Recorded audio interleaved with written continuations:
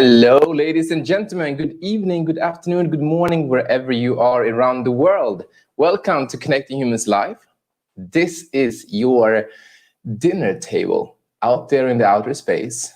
And to each dinner, we invite a number of people from around the world for raw conversations on what do they feel, think, and do to rise up from wherever we are today and move ahead in our lives.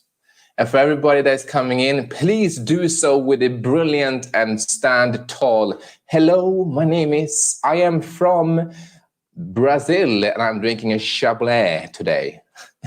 Totally messed that one up. But anyway, we are all having a little bit of a drink in our hands, but I will bring you to the guests and to the hosts today. I'm starting with let's start with the kitchen again. The kitchen man is standing there and ready to welcome you. So starting right there. Hello. Hello again. How are you? My name is Alex, and I'm cooking again tonight, preparing the appetizer. It's a salmon tartare tonight. Last week was a guacamole. We go one step up with a salmon tartare, Gamber's way. So welcome tonight. And and everybody would like a recipe. Are you going to share the recipe tonight or not? I will. I heard a hesitation. I heard it. Okay, that's Gambe style in the kitchen. Now we're going Strauss style in the sofa, I think. So we're going to the Netherlands, ladies and gentlemen, and I welcome back on stage, Mr. Pascal Strauss.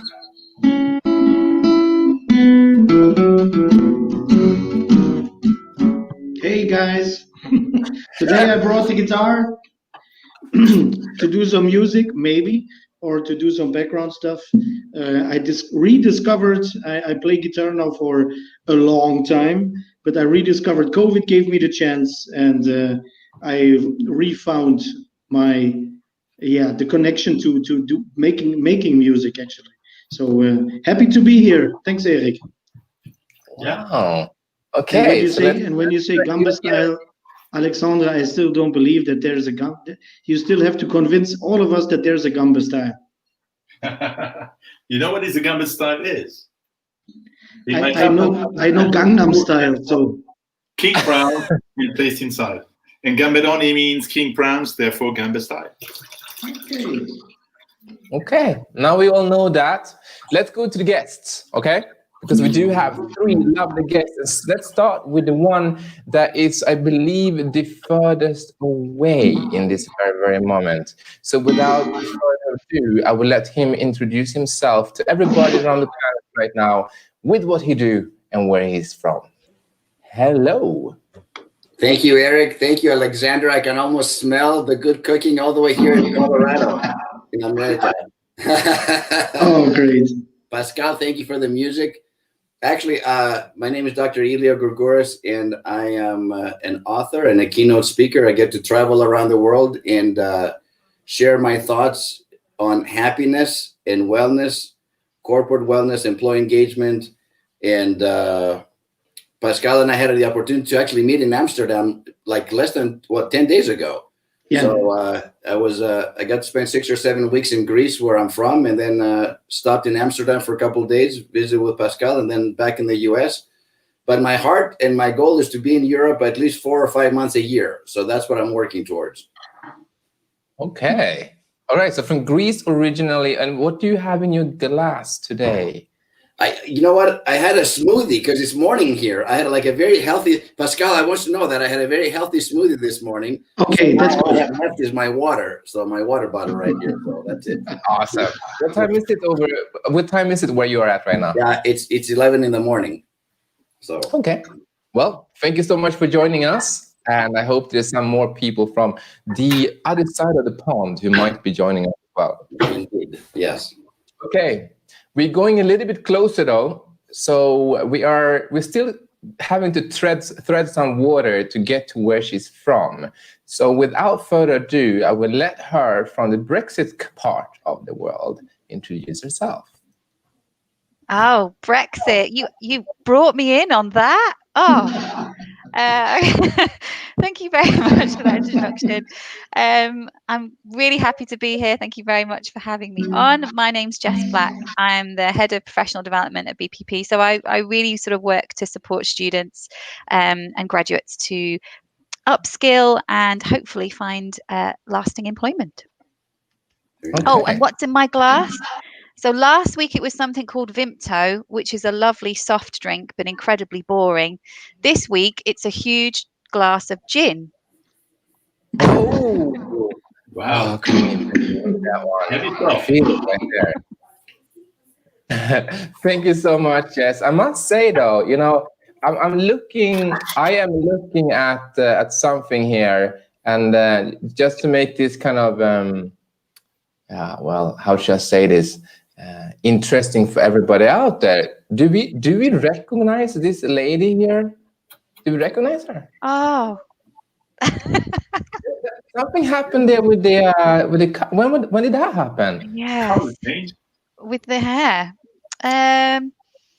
A little while ago, and I was red before that, and then now I'm brunette. I just like to change things up, and I figured no one's going to really notice, and then you did that, so thank you for that. I have to do something to make sure that we notice, you know.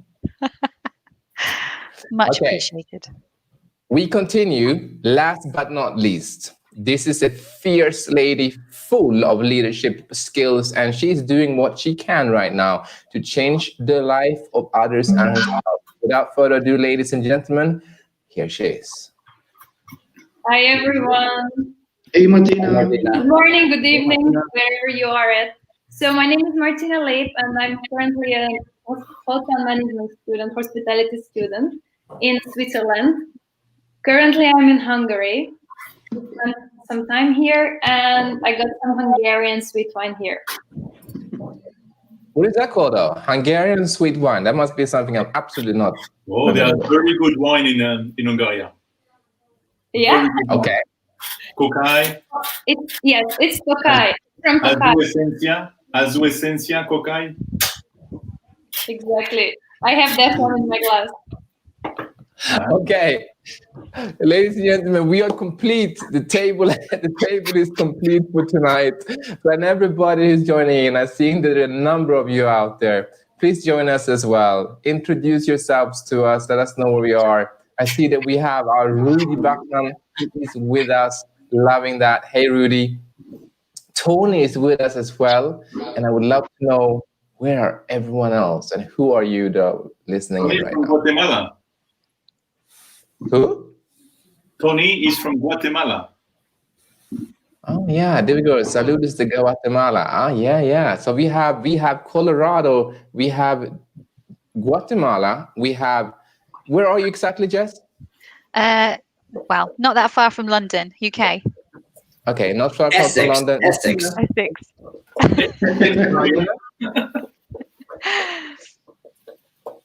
Sorry? Martina? Oh, I'm in Budapest. Oh, I love that city. Okay. Yeah. now we're complete. So, let's take it off from here, ladies and gentlemen. The topic today is raw conversation on what are we doing, thinking, or feeling about the efforts on the rising up. Pascal, you want to take it off? About rising up? Yeah. Well, of course, for everybody, is always a challenge, at least mentally, what we're all going through. It was I met Dr. Elia now, it was like 2 weeks ago, 10 days ago, something in Amsterdam. That was such a blast to see human beings again in life. It was so nice to have a real conversation where you can see the body. But what I found out in the last couple of weeks is that art is giving me a kind of a connection again. That's keeping me up. That's helping me rising it up, because it leaves, if that's a method, if that's music, or if it's poems, where it leaves you some kind of connection where you can build up.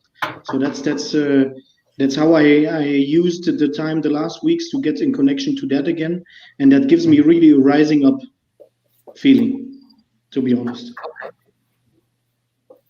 And I mean, Gamberoni, he's in the kitchen shaking it away big time. So this must be your way. Is this your way of rising up as well? Yes. I mean, there is in rising up, there is a lot of things. You can see that with the students who are working. They've got some difficulty. They are facing some difficulties, and we do everything possible to help them keep up, I would say, the head out of the water, and even bring them out of the water. And that's another thing that the school is doing, because not all teachers are able to do that. And it is something that we place a lot of effort on it. I just finished before that a meeting with the faculty to see what else can we do, because students are already lost because they don't know what the future looks like. And by giving them kind of a hope or direction or possibilities or let them know they got choices, they rise up a little bit more into their hope of the world, hope of their life. So I'm into that. If I can connect to that, Alex. Yes. Alexandre. You know, a lot of the young people, and I had today 2 meetings with 2 students associations, and they gave the same feedback. So, and last week I did a training for a university in Dublin, and for them it's really hard because I don't know about. Okay, Martina, sorry, you're the Benjamin today, but we already faced some of the crises. And we know that there is coming something after that. But if you never had that experience, then it's hard to get a connection. So that's why I think that art, in what way soever, can help you, because it gives you, there are some how you do that, that you get a connection to that there are crises of other people, of other centuries or whatsoever, and we always managed to come out of it. And that's something to rise up in that matter.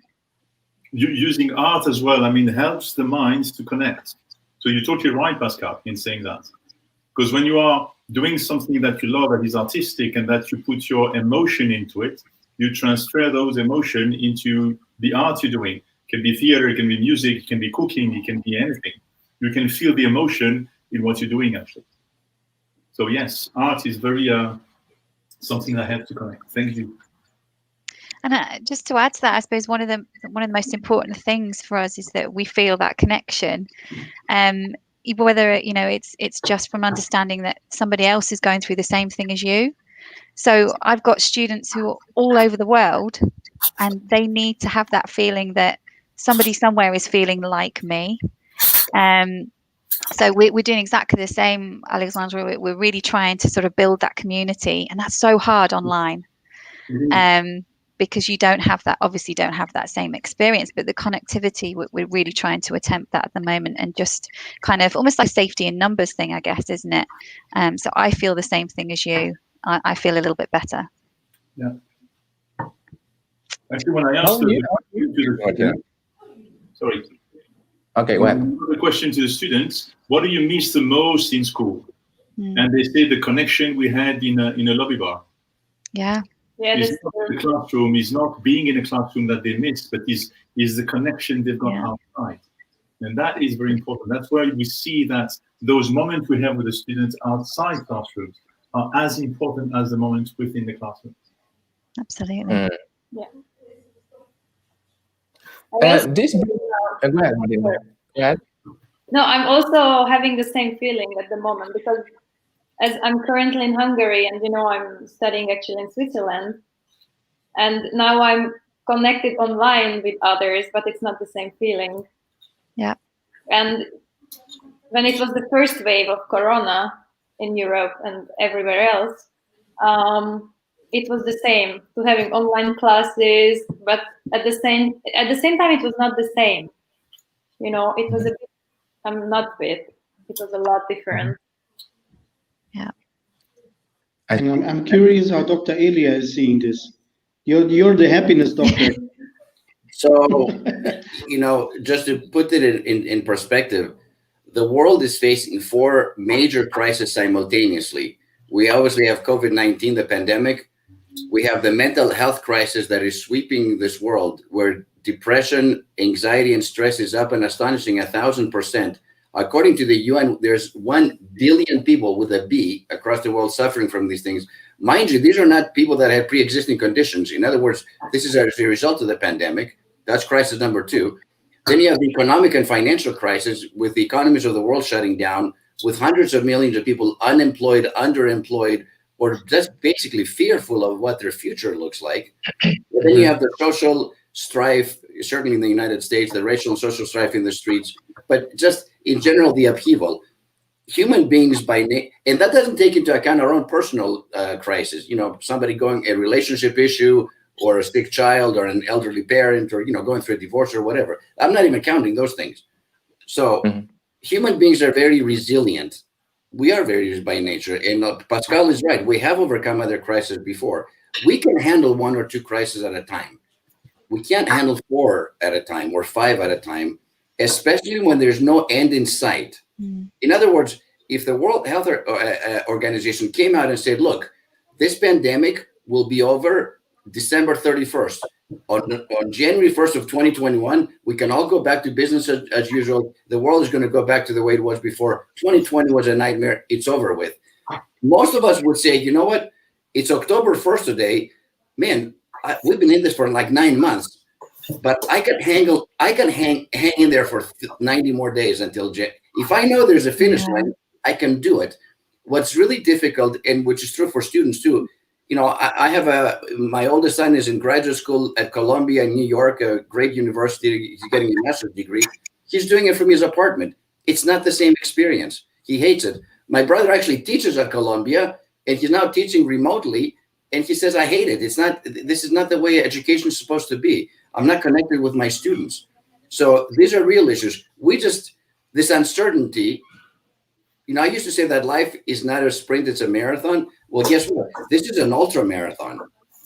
And they keep moving the end zone, okay, this is where it ends. It keeps moving farther and farther away. We have no idea. We're in the second wave in Europe, right? I would say. Yeah. We're coming into the fall sneeze, so to say. And I know we're going to have, the drugs are coming, we're close. I know the vaccines are coming too. But I want people to be prepared that the fall and the winter season will be really hard. And this comes from an optimist. Like, I feel like the glass is not only half full, but it's overflowing most of the times. This comes from a very happy, positive person, but I'm also realistic. I think we're in for a tough 6 months, and I'm hoping by next spring and next summer, we really go back to normalcy. We meet again, we hug, we touch, we kiss, we hold hands, we don't wear masks. We will overcome this. I guess that's the bottom line. But not yet. I mean, we have a few more months to struggle. Yeah. And if we face this, I love that you kind of brought it up in very raw, just like, this is what's happening right now. And for the next, and you're not the only one who, most probably, it's going to be through the winter period. But looking at it, okay, we have admitted that the future right now, it looks tough. We will have to come together to make it through it. Can we now highlight a couple of things, just like, what do you then think, really, like from a feel even, we should be better at right now to get through this winter's coming period? So I heard something that was beautiful, and I don't know who said it originally. Maybe you guys could help me with that. But with crisis comes innovation, which is amazing. And some of the things that I've seen come out of this are fantastic. But I also heard somebody say, when something bad happens, look for the helpers. And I just thought, because you see these horrific images of, terrorist events and all these sorts of things. And if you focus in on those helpers, there's a sense of calm that, something better is going to come out of this. And there will always be those amazing people that will help you out. So when COVID-19 really started, kicking in, especially in the UK, same all over the world, very difficult time. Some of the things I saw happening on LinkedIn in particular were these amazing webinars from these wonderful people who realized that they had nothing better to do with their time now than to give just to give, all of their amazing experience that they had and the knowledge that they had, very much like you guys. And I have learned so much. So I decided that coming back through and having this second wave, that looks amazing. Wow. Can we get Look at that. I'll take the piece on the left. The left Yeah. one's mine. All right. Lovely. When the second wave happened, I decided that I wanted to be a helper. So that's how I'm trying to rise up from this, to be somebody that can give back, whether it's to my students or people that connect with me and want a bit of help on something that they're running themselves.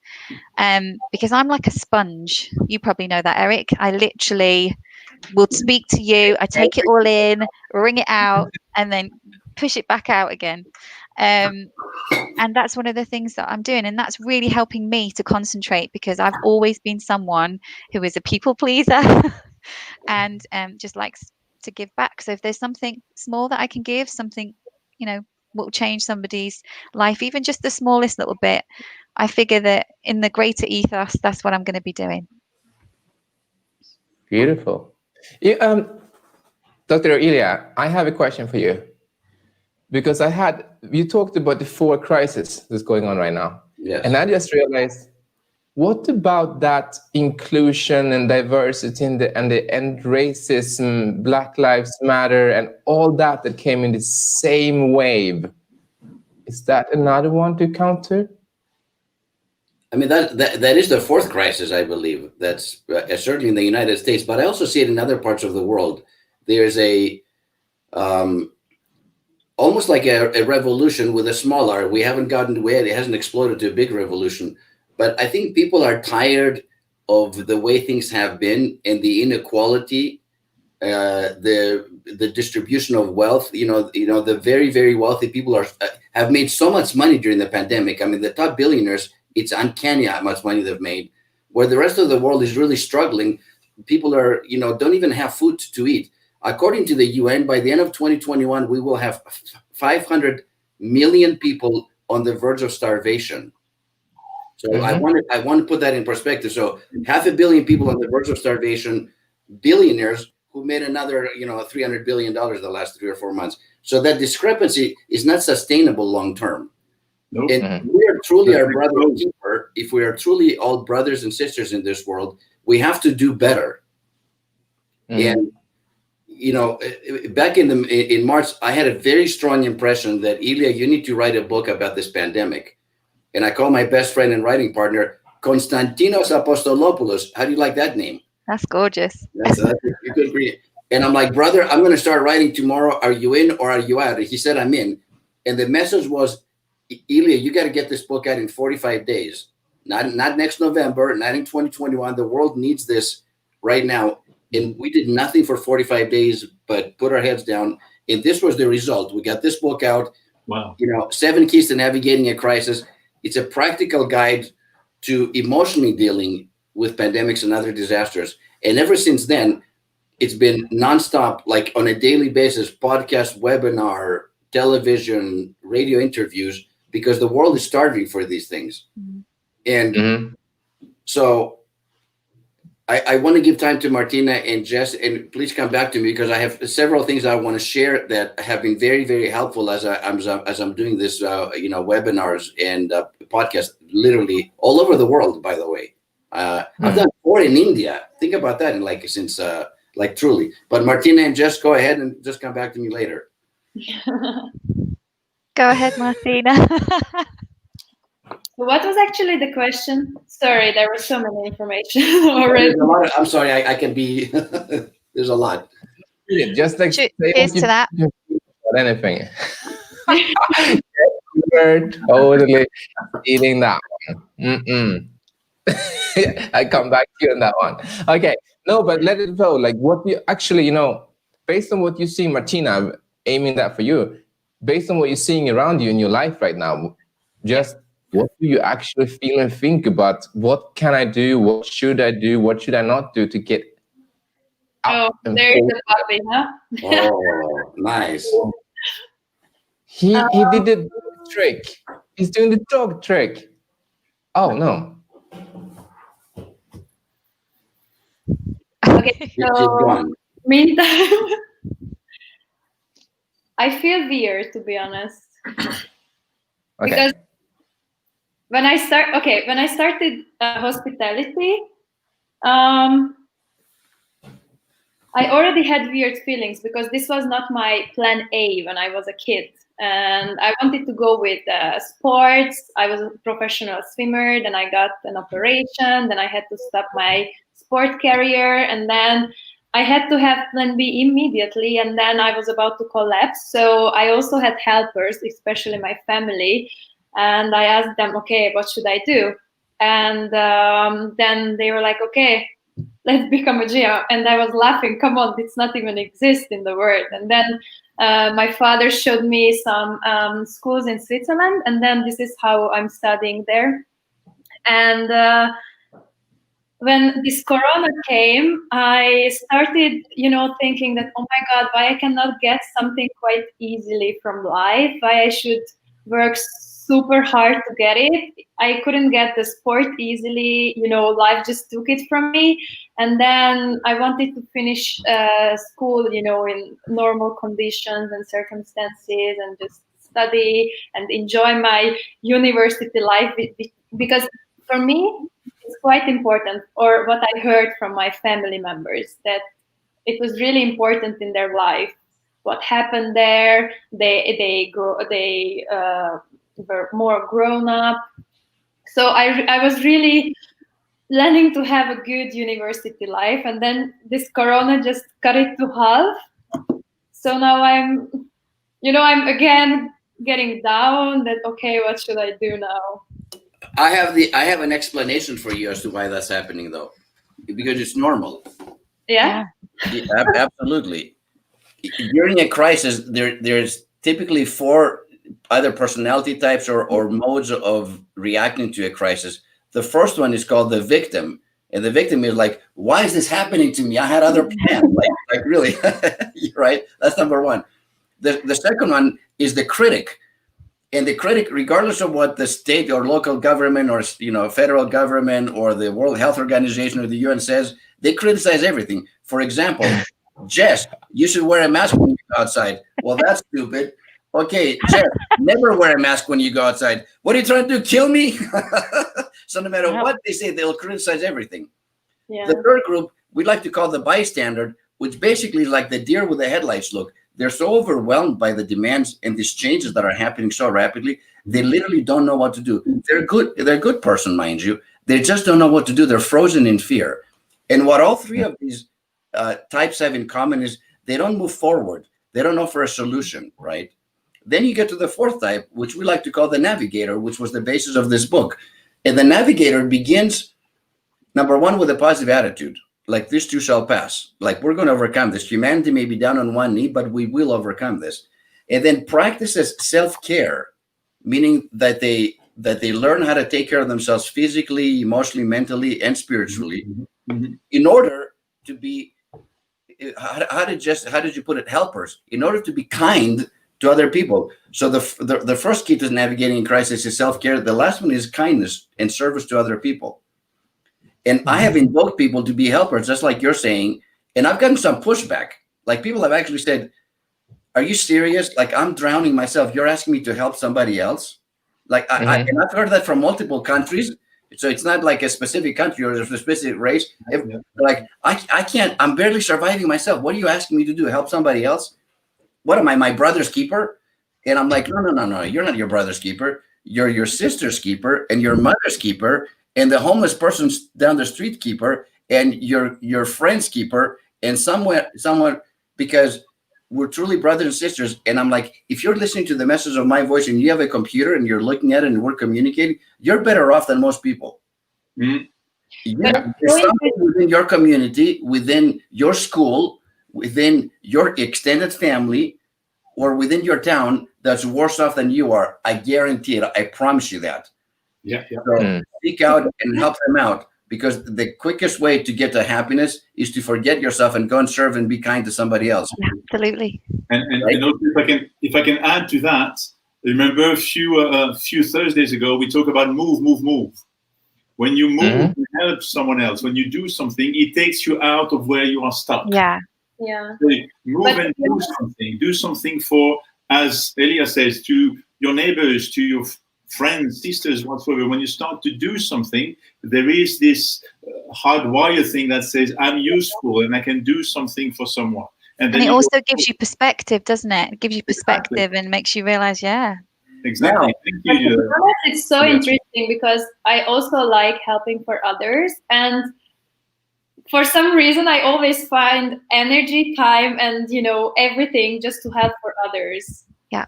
Even now, like during Corona. I do want to point out. I don't really help because I'm, still like young and I'm still just a student, but I help. No, and keep doing that, Martina, because it will make you feel better. I do want to actually qualify one thing. Those 4 personality types, they exist within every human being. Like we all have those. So it's not like, Martina, well, you're the victim, poor me. Why is this happening to me? My swim career is over. No, we have all 4 of those personality types. However, the key is not to stay the victim or the critic or the bystander for more than like 2 or 3 hours, or like, okay, maybe 2 or 3 days.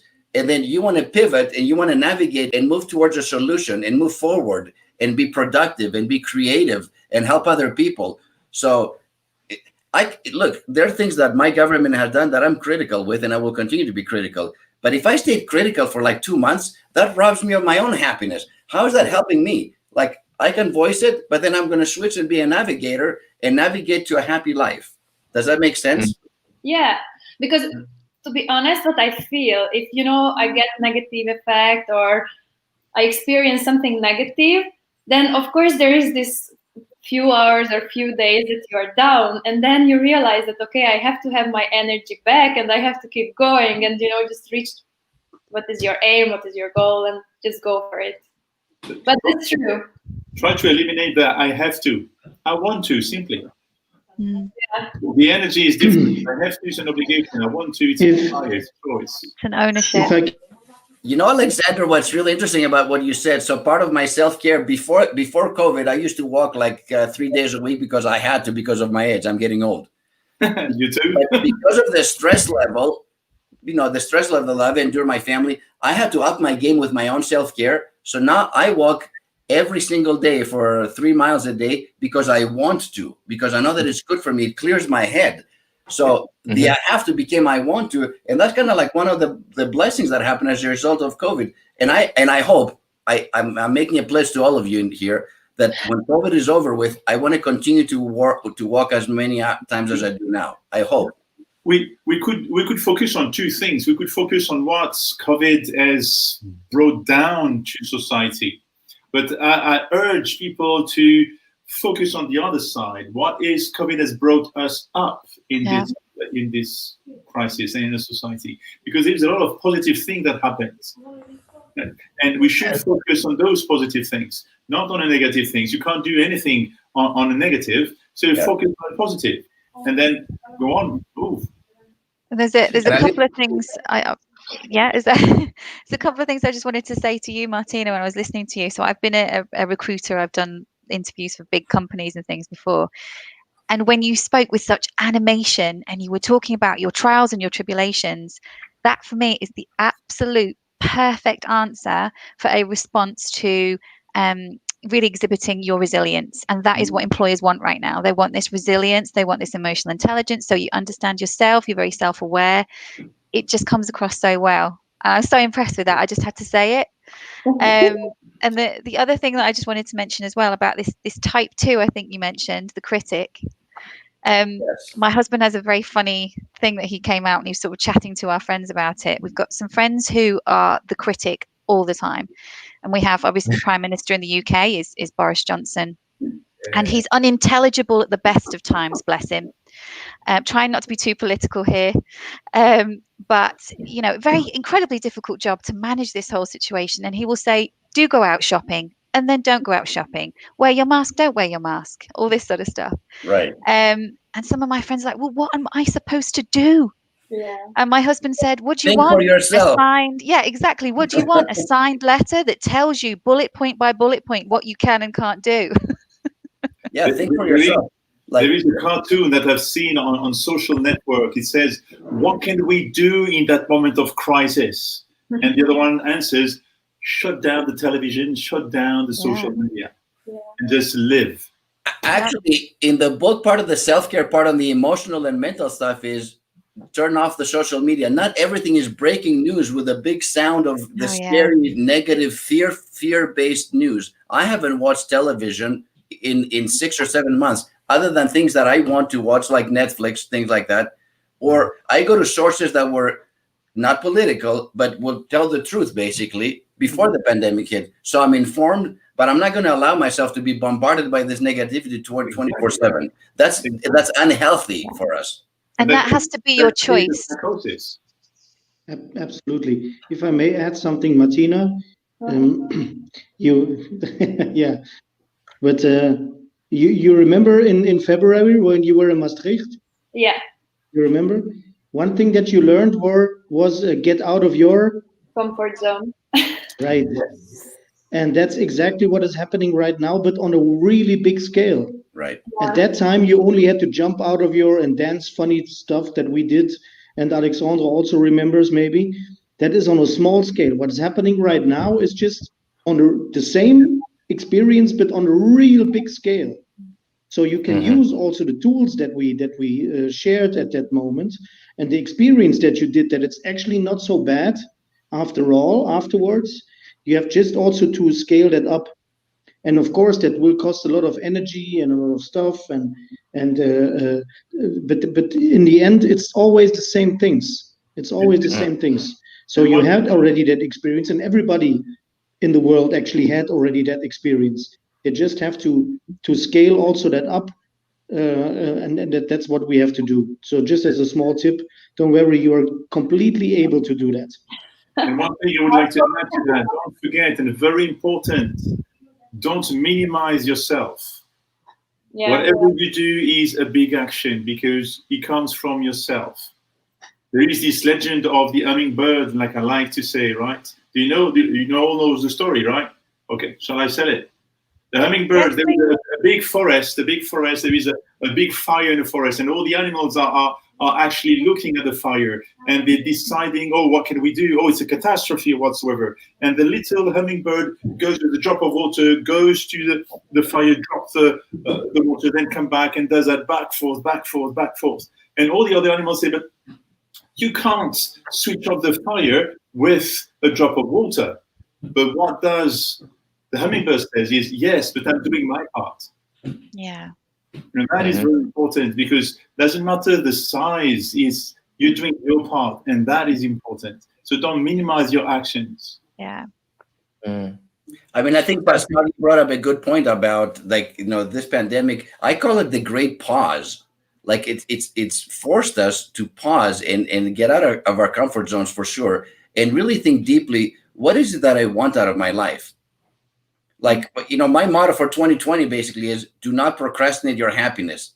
Be happy now. Don't wait until I get that degree, or until I find this job, or until I move to this place, or forget the untils. Right here, right now, you're in charge of your happiness. Happiness is a choice. Yes, we're living at difficult circumstances. We have to be realistic, but there's a lot of silver linings, I guess, in all of this. And let's look for those. Mm-hmm. And I wanted to highlight this fact that, I mean, I listened to a podcast where the man said very brilliantly, COVID-19, I understand, has been causing a lot of, say, challenges in our lives. But in its own, what it has done most is just to reveal what has already been existing and been present in our lives. And we have just been so good at ignoring it and keep going and keep running and all this stuff. But suddenly, this COVID-19 virus just forced us to look at ourselves, for instance, to slow down, take care of our health, take care of our loved ones. And part of me just goes, really? Did it have to come to the point where it was a global pandemic for us human beings to realize and remember this beauty of what does it mean to be human? And thinking over that, I'm just thinking to you as well, What do you think? Did COVID-19 reveal what was already there, or is it costing us? Is it the enemy in it all? No, I think you're right. I think, Erik, you're right. I think whoever said that is brilliant, because I think it's, up until then, we were all like busy, like little rats, like the rat race, basically. Busy. And this helped us to slow down and take a look even at our own mortality. I think, we just crossed the 1 million people that have died because of COVID. I'm sure the numbers are truly higher than that. It forces you to think about your life and what's truly important. And to me, what's really important is your relationships, people, be a good person, help, let's help one another. So it's crystallized that, where before everybody was like running. I think there are a lot of people that will change the way they work forever. And I'm talking about after the pandemic leaves, they might work from home. I mean, the whole corporate structure is changing in front of us. Believe me. When we first wrote the book, we wrote it for individuals, to help individuals with the pandemic and the situation. In June, as the economy began to open up, we started getting companies, organizations, and corporations reaching out to us and saying, help us. We don't know what to do with people coming back from work. They're traumatized. Some of them don't want to come back to work. Some of them told us, we're not coming back to work until 2021. And this was back in June, mind you. So life as we know it has changed forever. It's not going back to the same, but that's not a bad thing necessarily. Absolutely not. And that's what I would love to kind of coming towards the end of today's dinner, this thing of, hey, let's look forward towards what can be achieved, what can be created. And we have another like 5 brilliant human minds in just this dinner, right? So what can we do? There's so many things that we could do, right? So what would you like to do? What would you like to see happening? Maybe that you can't do yourself right now, but what would you like to see happening around in the world? Jess. I knew you would. I was literally thinking, please ask somebody else. That's a very, very good question. And I think for me, it just comes back to this, be that good person, like you said, Elia, help other people, lift other people up. But you cannot do that at a cost of your own mental health and being able to look after yourself, because at the end of the day, you are responsible for yourself. And I know plenty of people who have burnt out during COVID-19 because they've been doing too much of that.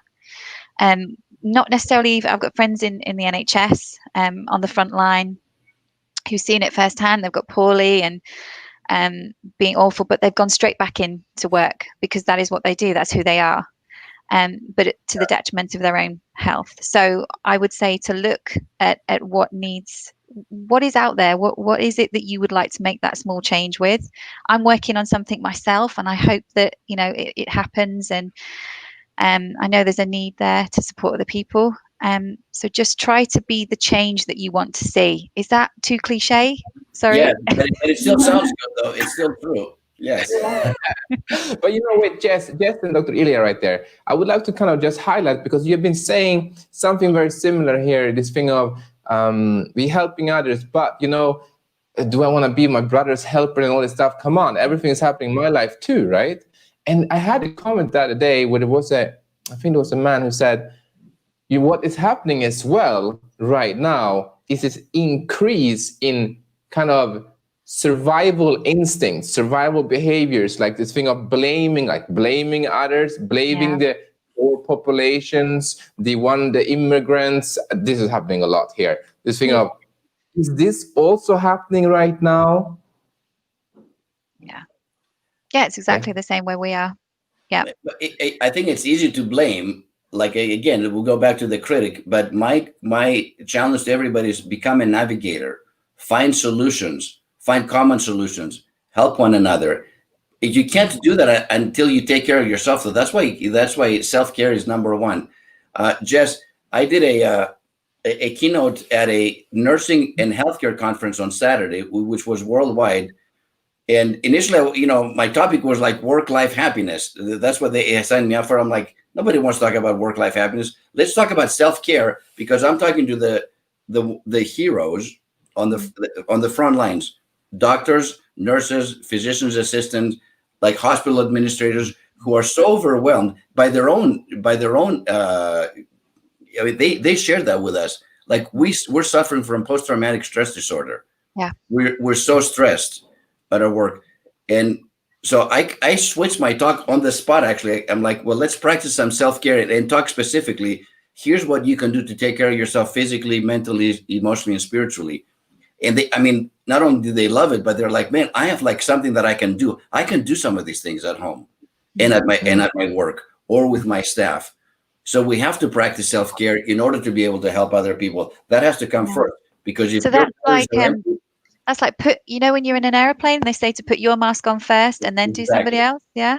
I use that example, actually. Yes. Yeah. We should work together. We've so got this. I would love to work together. We got it. Okay. Moment of truth, ladies and gentlemen. We come to the moment of truth. And I would like to start with Martina, go to Jess, and then finish with Dr. Elia. And the moment of truth is that moment where we give you the spotlight for about a minute, and you ask the world right now for anything that you would like. Say that you have a project, there's a book that launched, there's something that you do that's just like, hey, I have provided something. I do have an idea. I have a project that I would love to provide, to share with you, because I believe this can help. Would you like to help me with that? Or would you like to join me there? Or whatever it is. This is your 1 minute of pure truth. Share with the world, or ask for help, or provide a piece of wisdom. It's down to you.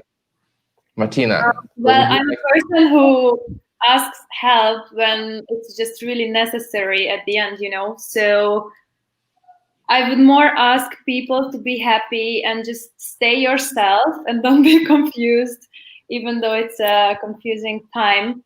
But just stay motivated. And as we talked before, there is always going to be an end. We don't know if it's positive or negative, but we should always see the positive side of everything. For example, now we can, spend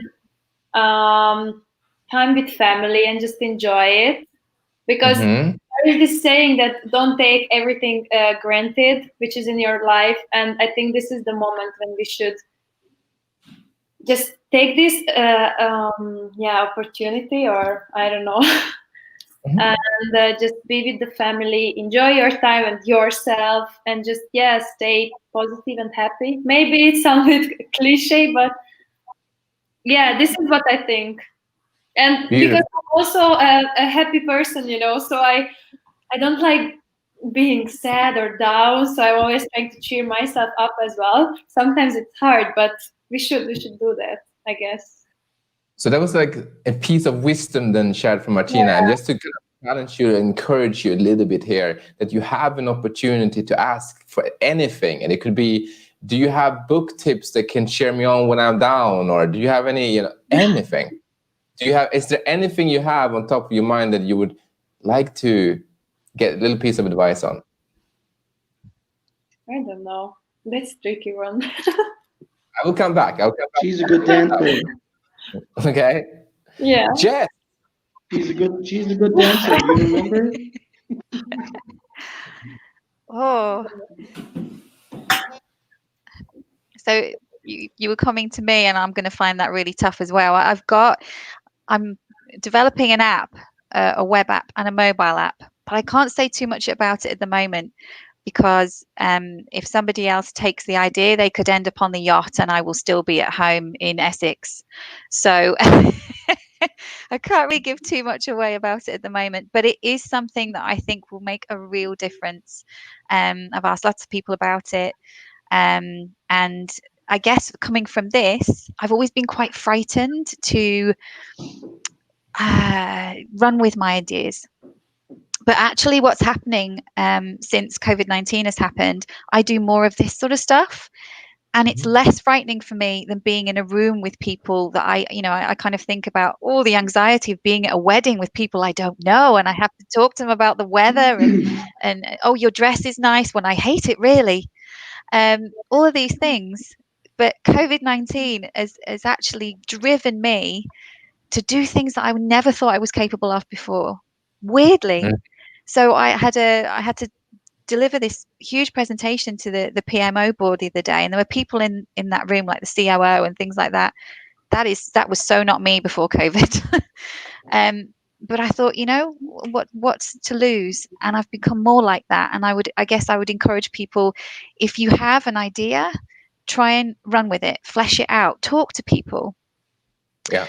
And I guess on the self-help side of things as well, the most important thing that you can do is not to bottle it up.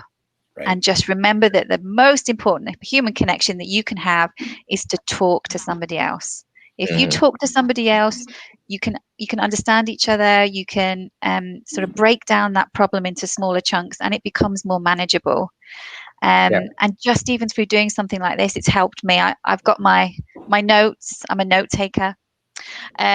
So yeah, just talk to other people, run with your ideas, and think of this period as a period of change, but positive change, in that we can all slow down. It's almost like in business you have process improvement. This should be a continuous look at process improvement. We've got that period now. Let's make a change. Brilliant. And I'm taking out a little summary that, is there any time better than right now to just run with your ideas? I have no idea what you're waiting for, ladies and gentlemen.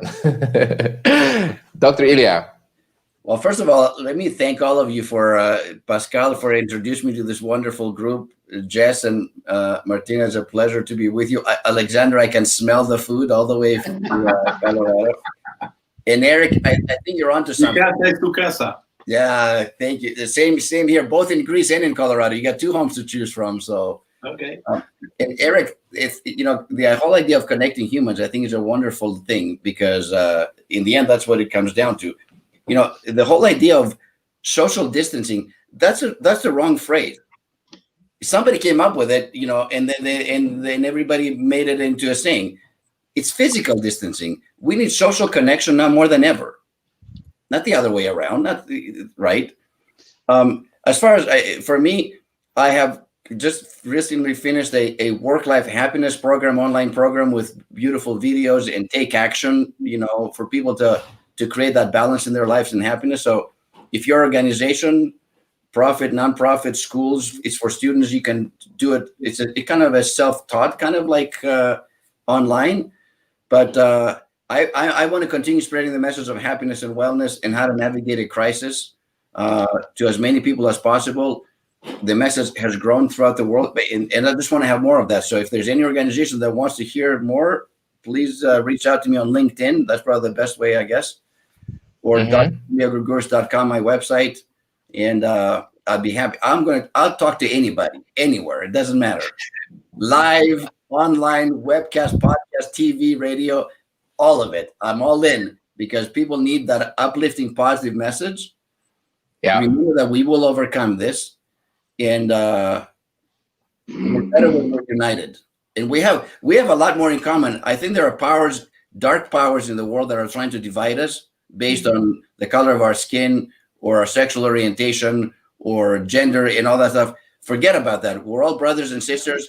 Nobody's better than anybody else. We're all here to help each other, love each other, forgive one another, and be kind to one another. And if we do that, then we'll be happy. So remember, don't procrastinate your happiness. Do it now.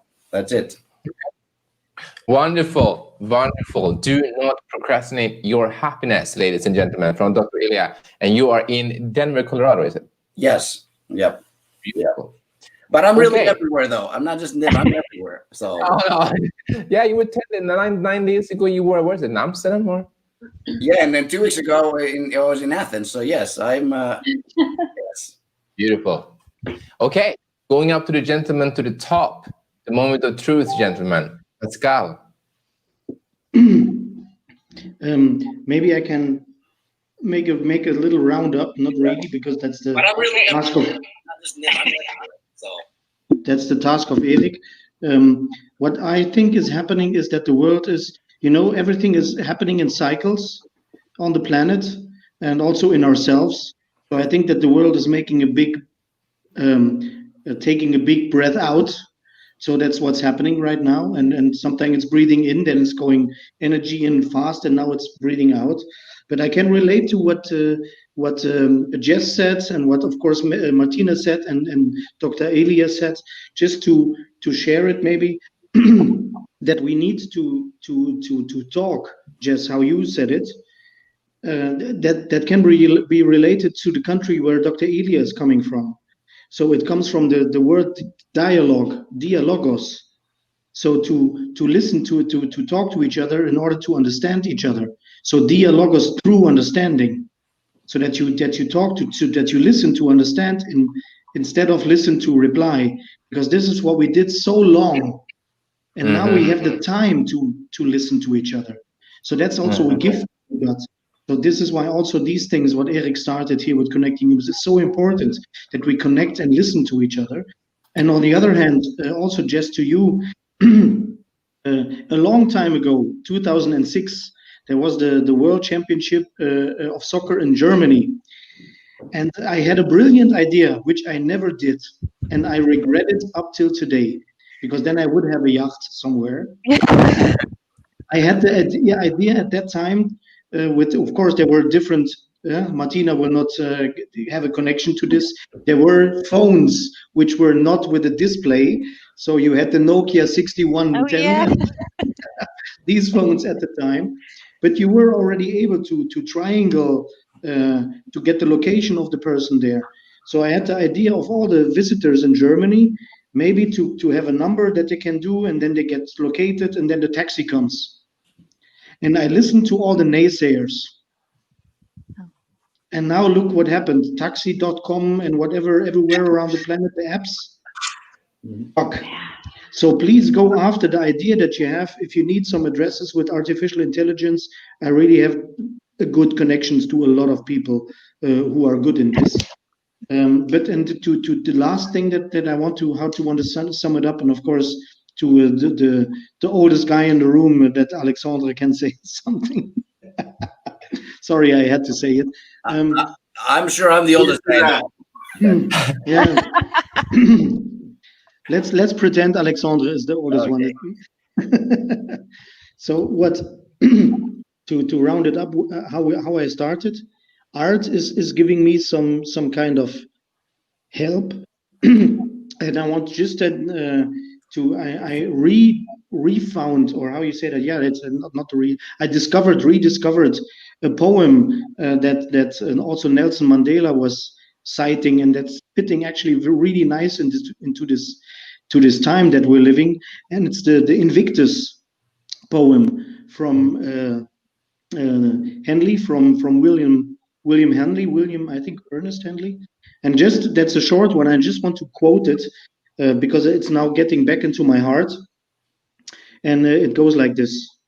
Out of the night that covers me, black as the pit from pole to pole, I thank whatever gods may be for my unconquerable soul.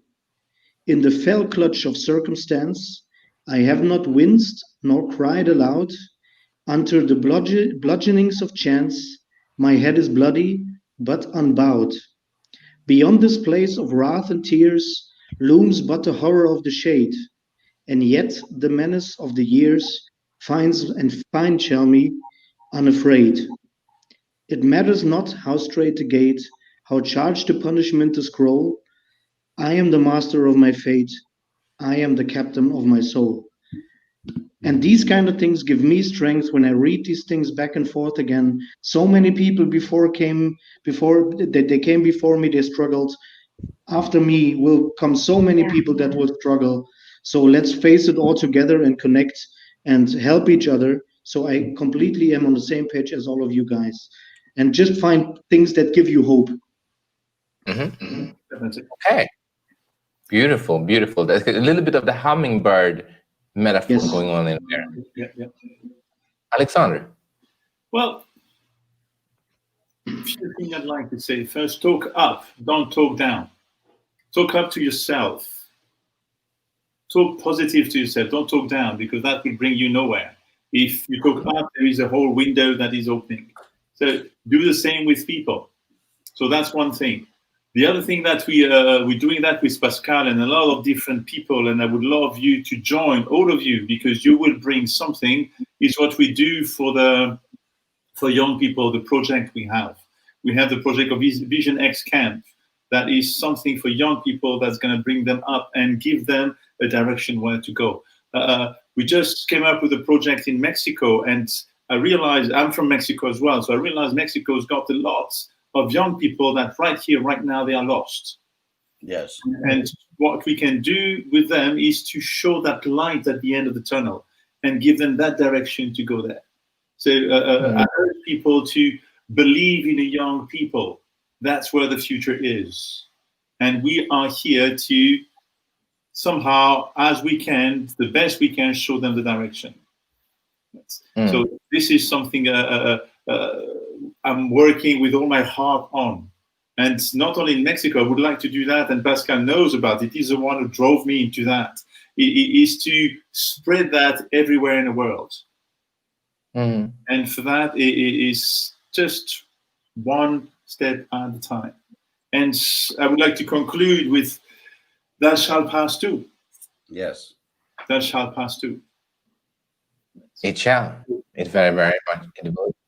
Ladies and gentlemen, we're coming towards the end. I will share mine in bits, but before I'm coming to my part, I'm just going to highlight a little bit of, I see that there were some questions in the audience. And for all of you who are interested in the book of Dr. Elia, it's right here. You can find it on Amazon, and I will just put a link in the chat as well. So everybody of you who are on YouTube right now will be able to see it without problems. And yes, for the rest of you who would like to get in touch with this lovely team who's sitting here, you will find them tagged in this event on LinkedIn, so you can come in and just send them a little nice message as it is. Martina, Jess, and Dr. Elia, thank you so much. Thank you. Thank you very much. I will now move you to the green room. And if you want to stick around afterward to say hi to the team as we finish this, please do. Otherwise, thank you so much. I have a question, though. One very quick question. I know we were all busy talking about important subject, but Alexandre, what happened to the dinner you were cooking? Did you eat it? Because I wasn't paying attention. My second half is in the other room. I will have that later on. Okay. All right. Very good. Okay. Thank you. Super. All right. Let me see here. Martina. Voila.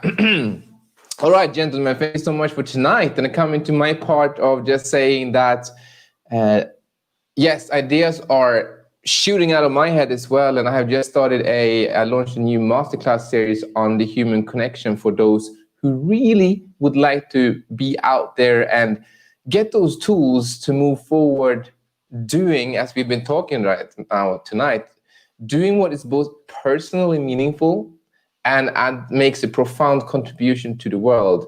I have run a number of workshops, authentic personal branding and connecting to ourselves, and connecting and engaging to others.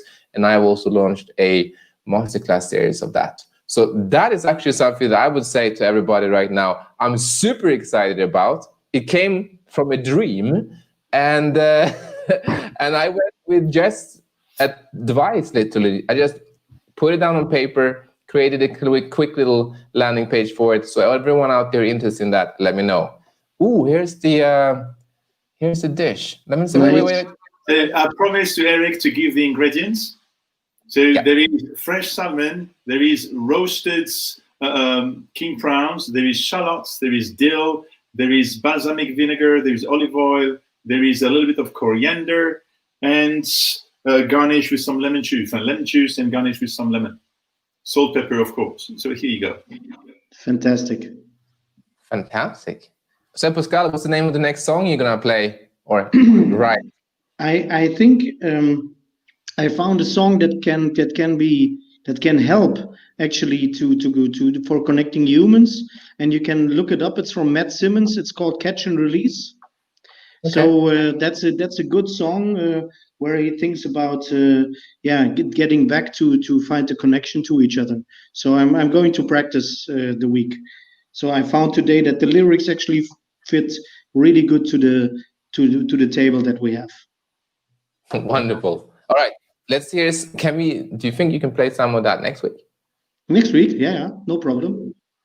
Okay. Alexandre, do you know what you're gonna cook for next week? Of course. It's a Are you nice. gonna reveal it? It's a nice quiche. Oh. A quiche. Yes, not a quiche Gambe style. You know, Gambe.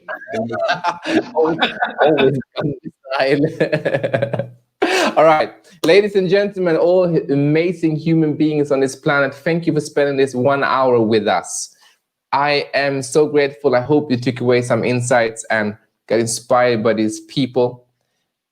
Gentlemen, thank you so much for being part of this tonight. Again, amazing.